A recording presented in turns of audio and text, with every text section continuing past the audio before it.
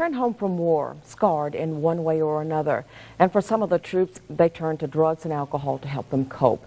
Channel 3's CRC joins us now with more on the growing need for treatment. A huge need, Sue. You know, one of our favorite stories, and we say this every time we see one, is Operation Homecoming at Hurlburt or Eglin Air Force Base. We see those fantastic shots of families being reunited after in Iraq or Afghanistan. It's not the end of the story, unfortunately, for many of those people. A number of those people will then subsequently have problems coping, the stresses of war, whatever, and it's very easy at that point to slip into self-medication, alcohol or drug addiction. Now the gap, we're going to describe that in just a second here. 1.4 million Floridians, they estimate, need help and don't get it. 24 or 23 million Americans in that same group. Well, that's what we're here today to try to change. We're at the 12 Oaks Recovery Center in Navarre with some pretty distinguished guests right now. Four-star General Barry McCaffrey is leading. This is a national news conference launching National Month of Recovery for drug and alcohol addiction. General, it's an honor to meet you, first of all. What is the message you're trying to, what are you launching here in Navarre, first of all? Well, I think several things. There's 100 places across the country that are taking part in National Recovery Month. You mentioned 24 million Americans chronically need help.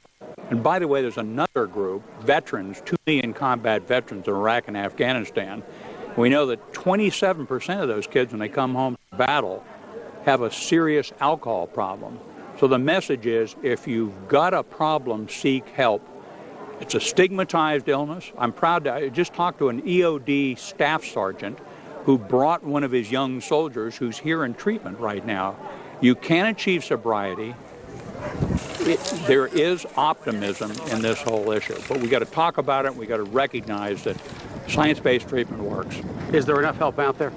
No, my God, we have a tremendous shortfall. One of the, by the way, I'm honored that we've got senior law enforcement, the sheriff, the police chief, judges, political leadership. The communities come together to underscore that it's not just one aspect of it. Just do treatment. You need significant law enforcement effort to go after the wholesale and retail dealers. We got to have political leadership that will devote the resources required to keep people in recovery. You know, I tell people it's $48,000 a year damage I'm going to do to you as a heroin addict here in this country if you leave me alone. If you get me in the drug court system for $8,000 a year, I'll end up achieving sobriety and I won't be breaking into your house tonight.